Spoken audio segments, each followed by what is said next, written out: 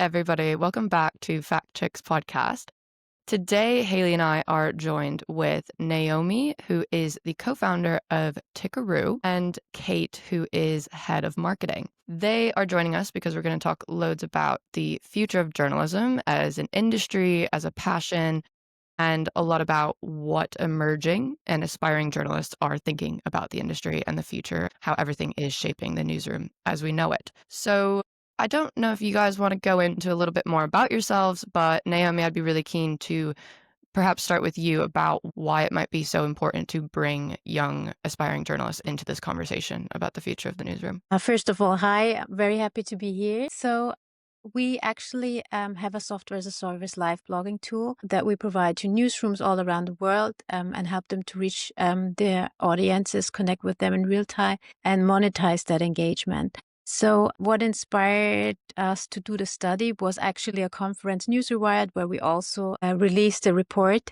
this year, just I think 2 weeks ago. And I was sitting there my first time Newsrewired, and someone in the audience who was actually a professor teaching young journalists was just asking some guys on the panel what they are doing about the internships, because a lot of young journalists cannot afford an internship in London. And I was coming from tech and the tech world and the tech salaries. I was totally not aware of the situation. And I listened, and I also talked to her afterwards, and we came into a conversation. It was Hillary Scott. And then we started actually a program at Newsrewired where we gave students the opportunity to live blog, to get to know technology while live blogging the conference.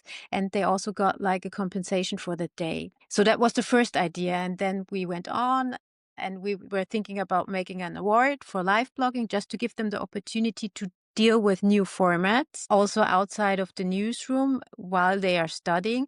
And for us, it was the perfect opportunity to get feedback because, I mean, we make the software for newsrooms, but I would never assume that established journalists have the same view on the industry, on how to reach audiences than younger or students or also journalists that are at an early stage in their career, because they still have this freedom to explore, to try new formats. So they might have a completely different view. So that feedback was also valuable for me. And we didn't end up doing the awards. And then we got the idea from that was how can we just approach them, get to know them more? We get the idea to make the study. So that was like the whole cycle. Yeah, it's fascinating. I think one of the things that Haley and I are always constantly talking about is how we can get that conversation flowing between young journalists and current journalists and experienced journalists, and kind of I think a lot of decisions are made about the next generation without actually speaking with the next generation. And it's hard because you don't want them to kind of feel like they're just part of another study, but this is actually really important for them and their future. So that said, I guess after bringing, was it 172 emerging journalists into the study, was there anything that surprised either of you about the findings, anything expected or unexpected? So what I really liked about that could have been the headline, "The State of the Industry," because I think it was such a realistic view on the industry and such an awareness on their own situation with providing very valuable solutions. So I really loved that. That was not only asking journalists in the early stage of their career to give a statement. I think it was brilliant. I mean, they were pretty much aware of the situation, what can be done to make it better. And I also liked the motivation, why they went into journalism. So I think they went into journalism to tell stories, to connect with their communities, to make a power accountable, because it's important for democracy. So I think these were like very reasons with a lot of value. And I just think despite having this view or this motivation, intrinsic motivation, they were very aware of the whole situation when it comes to their education and their options and possibilities, but also on what the industry needs and what it actually has. Like when you talk about diversity, for example, they were pretty much aware of that situation, that things need to change. And they also were aware that it's pretty hard to get into the industry without making like a huge investment, for example. Yeah, I think it was interesting to see how We've been hearing a lot of these conversations at different conferences that we've been attending, and now was kind of the first time that we were really seeing the data behind these feelings of obviously wanting to be involved, realizing that the journalism industry is important and there obviously being a lot of passion for these younger journalists, but also recognizing that right now, the way it is, it might not be working. And so having data to back that up was, I think, really insightful for us to be able to try to start kind of a conversation in openly about this topic. Yeah, definitely. And one of the stats that, within the report was 69% of those surveyed believed the industry was struggling and it needed reinvention.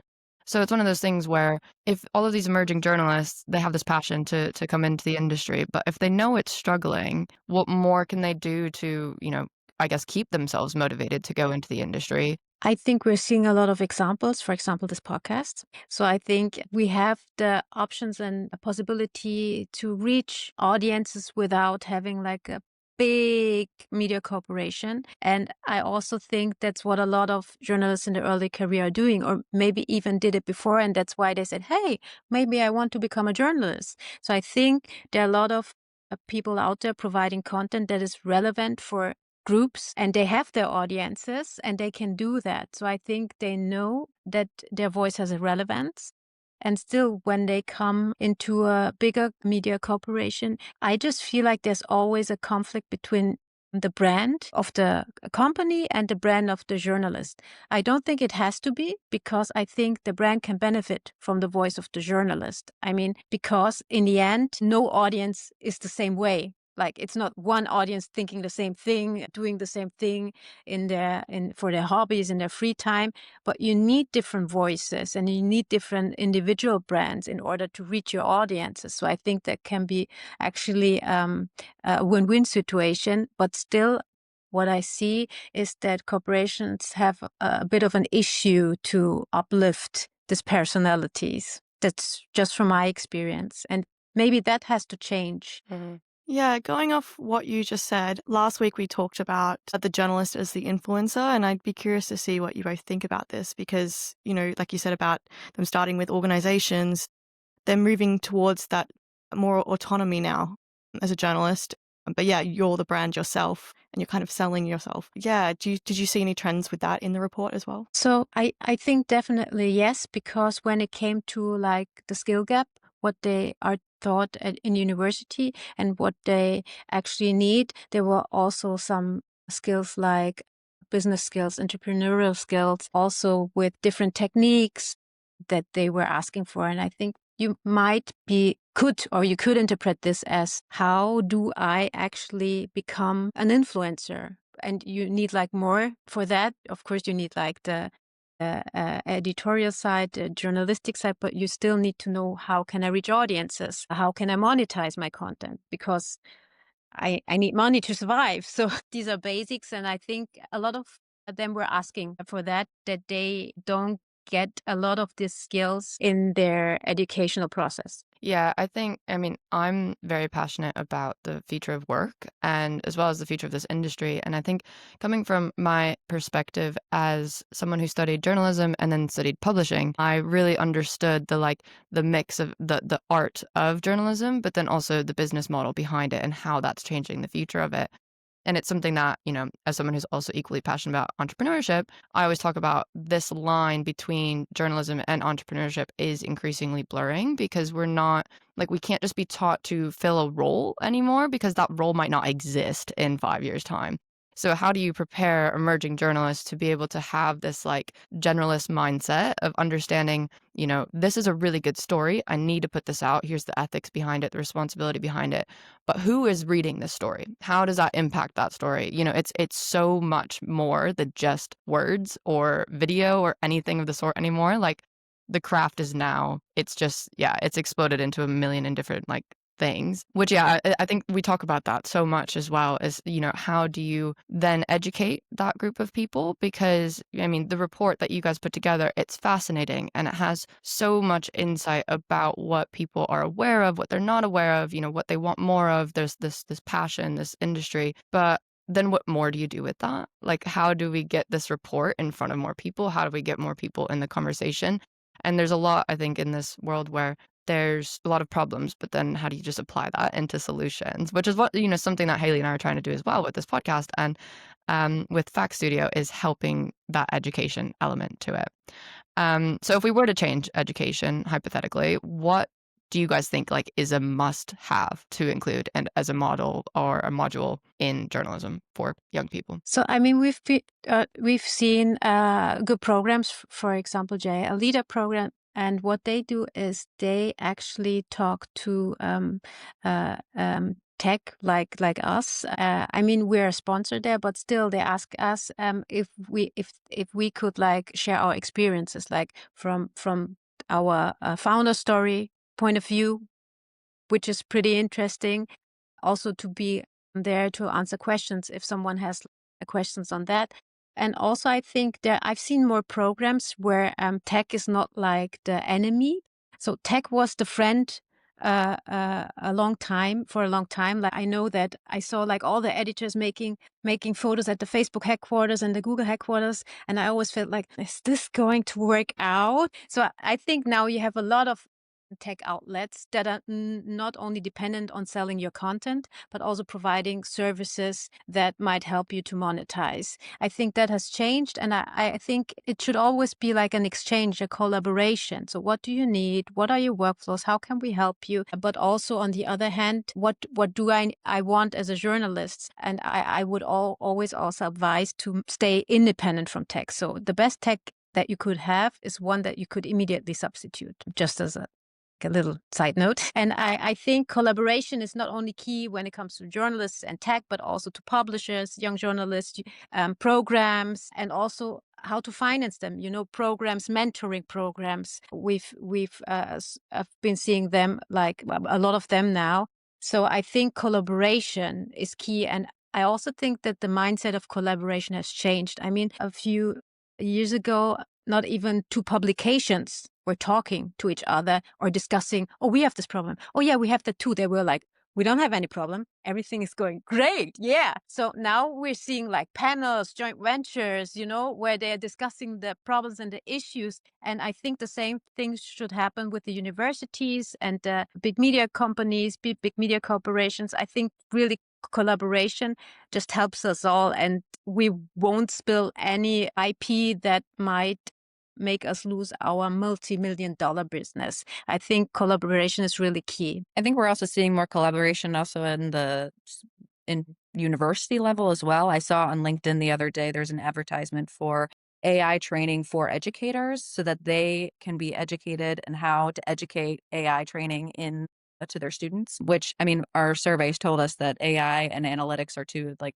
the areas that people feel most are least confident in. So, I mean, we can't just think about the students necessarily, but how they're being taught that as well. So it was really invigorating to see that other people are already thinking about that and looking to seek out new ways of training those educators to be able to do that for the long-term betterment of the industry. Yeah, and we're ultimately in this time, right, where educators, like the people who are in charge of educating this next generation, also doesn't know enough about what is emerging because nobody does. And so, like, while, as a teacher, you might be used to teaching one subject because you've studied it for 20, 30, 40 years and you've taught it. And now nobody's done that with AI. Like nobody has like 10, 20 years of experience teaching AI.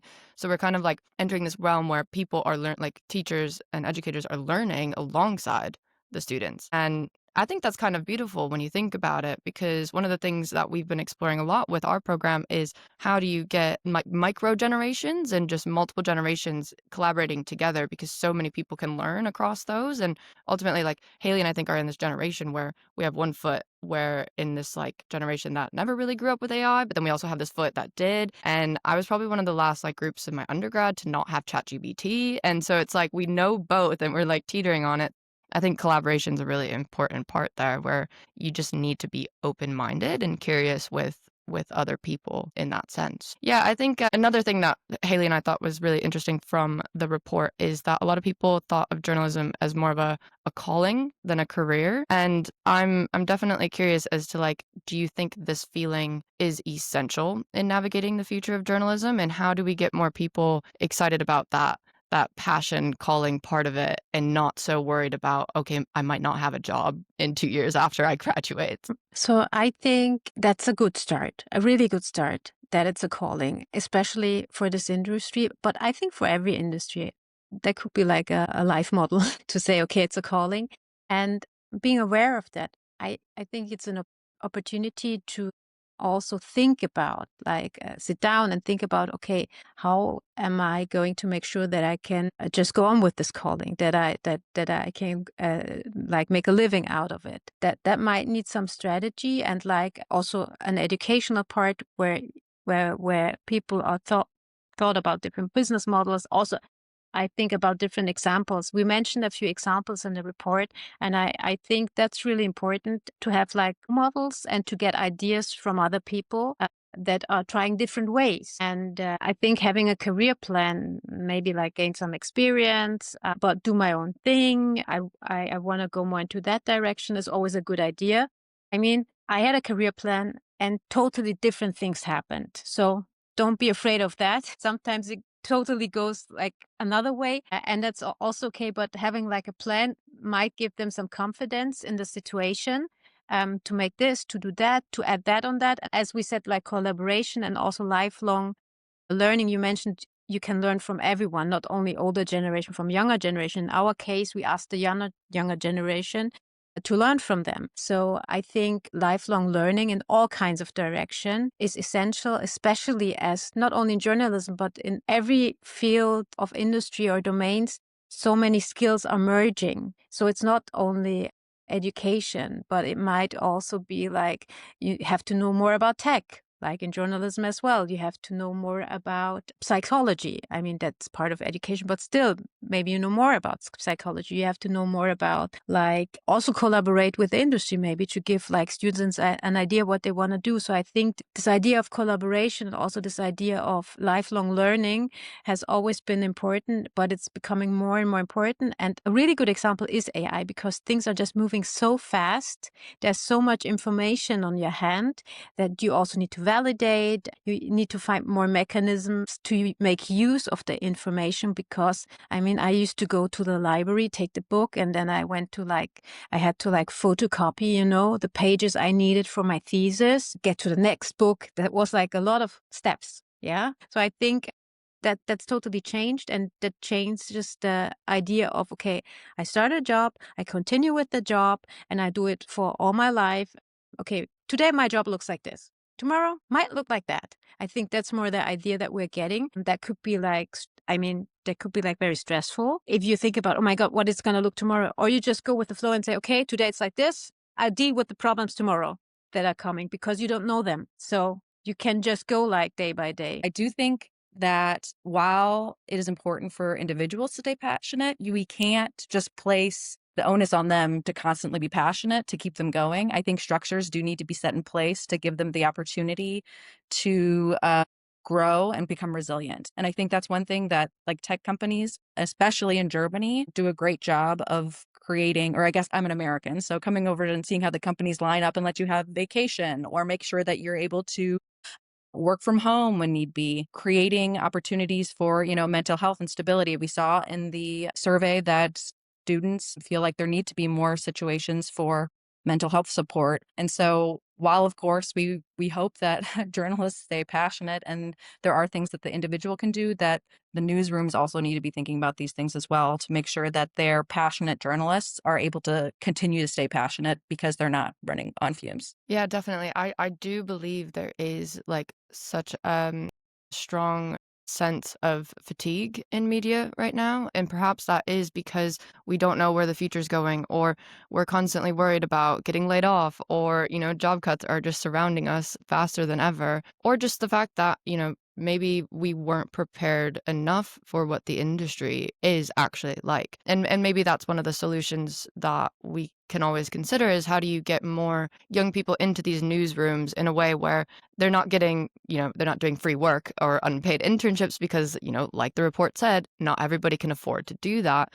But how do you kind of bridge that gap, and like, this is actually what the newsroom looks like. This is what you can prepare for. This is how you can be innovative. Walk into your your first job interview or internship with confidence and say, like, maybe we should do it this way or maybe we should do it that way, and just like have that open conversation. Because I do fear that a lot of people have come into this industry and just did not expect it to be as turbulent as it is. I don't know if you've experienced that same thing, Haley, but yeah, we're both kind of, in that, like, the first 5 years of it, which is just crazy because so much has happened in those 5 years. Yeah, I remember towards the end of my master's course, my tutor was like, literally, like, 80% of you will start in freelancing because there's no jobs. Like, you've got to prepare yourself to be a freelancer, to, manage your own invoices, to, be your own representative, because it's still adjusting to that change. And you see there's pockets of innovation, but it is still kind of the old structures still figuring out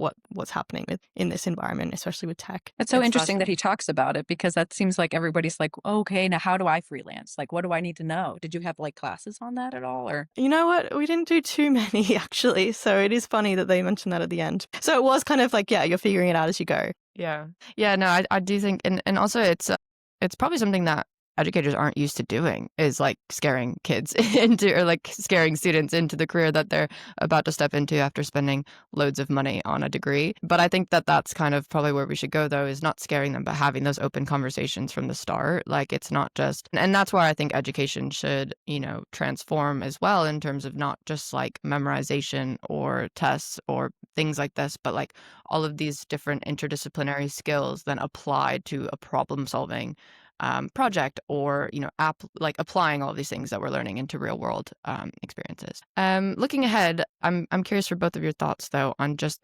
where do you see the newsroom in 5-10 years? Like, is that even an like possible question to answer? But what are your just big predictions? And I guess it's interesting now that we're entering a new year as well. But So I see the newsroom actually as an optimized place where the editor should be empowered again to tell stories, not to take care of 20 tech tools while worrying about their job and trying to fight internal politics, because the pace of change is so high. So I hope that they figure out, I think they have to. Everyone who doesn't, I think, will die. And I also think at this point in time, always when you have like this point where you need to change in order to go ahead onto the next level, you always see when people get laid off, they start their own thing. And that creates also space for new models, new business models. And I think also we've been seeing over the past couple of years a diversification of revenue streams. So it's obviously no longer like print subscriptions. We have so many more. We have events. We have like coaching guidance, a lot of coaching guidance. We have service journalism, with like all the creator scene providing insights. And the good news is we have all these channels available at low costs. So that has changed from a whole industry point of view. And in the end, who decides? That's not the newsroom, that's the audience. You can do whatever you want. If no one reads or sees or likes your stuff, you're irrelevant. So that's like the mechanism on the other side. So that's also something positive, being more aware of the audience. That's good for democracy, I think. So I don't only see the bad aspects, they are painful. Like I said, I learned from pain. And we often, unfortunately, do, because we don't foresee the future. Then we are stuck into this, I'd like to call them challenges, by the way. Makes it easier. We're stuck in this challenge. I have a challenge. I need to solve it. So I'm also seeing the positive aspects. It's a process, and change, that's in human nature, is never, no one's like, I moved last week, like I changed flats. That was delightful. So change is always very painful, and that's the thing that we're perceiving. But there are also things that are quite positive, or will be positive. I know it's hard. And still it gives room for something that is going to be new. And that's why I also think that these mentors and role models are very essential in this phase. Yeah, no, it's fascinating. And I think something that you said, Naomi, is I find it just absolutely beautiful how people get laid off lately and they just start their own things. And I think that is such a strong reflection of this calling, of this passion. And, it's not just about like, oh, I lost my job. Let's just go find another one that I might lose again. But, you see the pain that you felt and you're seeing so many other people feel it. So people are experimenting and they're creating these new models and these just like all of these different things that just wasn't necessarily as common, 10, 20 years ago. So I could only imagine that that's going to continue over the next 5, 10 years is people are just going to, and I'm a very big proponent for all challenges bring opportunities. So while it's actually a really scary time to enter the industry, I think it's a very big opportunity for those people who look beyond the challenge that's right in front of them and think about what more can be done to save something that they are innately passionate about because it is a calling. And you don't just give up because you lost another 9 to 5. So I Yeah. think that's great. 100%. One thing would be good to end the podcast on is what's something optimistic that young journalists and young students can keep in mind for the future, for their education, to keep them pushing, to keep them going, and to keep that feeling of passion and that sense of calling. Well, I think it was really interesting to hear Jenny mentioned, okay, yeah, all these journalists, if they're being let go and they start something new, if we saw from the report, a lot of young journalists don't feel like they're prepared to do that, and yet they're still doing it. So can you only imagine if they're getting that training to be able to do it, what can come out of that? I think that was the big takeaway for me. Yeah, definitely. I also think network talking to each other, like if you can't meet up, just having these groups, these discussions, that's so valuable because you get ideas, you get like people you can found like co-founders. I think network is very, very important at this point in time. Yeah. Yeah, I'm going to jump in on that because I also think that, as change happens so quickly, I think the best thing young people can do is just look outside the box that they're currently in. And, it's no longer being in school and someone saying like, oh, this is what you should expect in this job and this role and this industry. But like, it's no longer just in this traditional box of like you're going to go off and work for legacy media or traditional institutions, but like follow those substacks and follow those podcasts and like actually follow the people that are the journalists of your time because they are doing cool things on the side. Like I was on a panel with a few journalists last week or the week before and everybody had their own startup on the side. It was journalist of and founder of. Like, people are branching out and they're doing really cool things. And I think the more that we can shout that out into the universe for people to follow will be, what helps guide them through that uncertainty. Because ultimately, a lot of people don't know how many cool independent media startups are out there. And they've been in the same situation, so they totally can relate. Definitely. Well, on that note, I love to end a podcast with positivity and opportunity because sometimes it can get quite bleak to speak about the future of the industry that we all love so much. But yeah, that said, everybody read the report. We're going to write about this as well. And yeah, thank you guys so much for joining. It was a great chat.